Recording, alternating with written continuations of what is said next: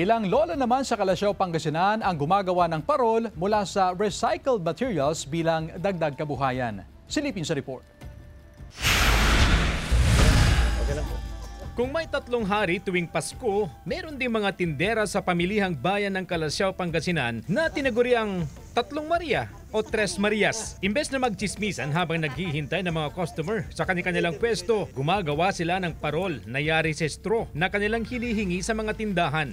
Kasi kung marites, kakahanap ka ng kaaway.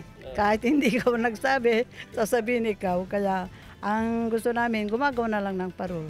Bukod sa safe ka pa sa chismis, kikita ka pa ng pera kahit na maliit. Nakakaakit ang mga gawa nilang parol. Isa sa mga nakapansin at bumili si Aling Marivic. Nagkakahalaga lang naman ito ng 50 piso na dagdag kita ng 3 Marias. Maganda. Recycle pa. Mura pa yung straw. Kaya pulutin mo yung na soft drink. Ang 3 Maria na sina Aling Emma, Aling Lori at Aling Mirna, halimbawa raw ng pagiging malikhain at mapamaraan. Hindi kailangan ng puhunan, basta't may sipag at diskarte.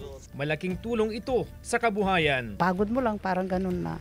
Wala namang involved na pera dahil puro use nga. So, maganda ito. Yung mga basura nagiging pera na. Kasama si Ron Taniedo, CJ Torida, One North Central Luzon.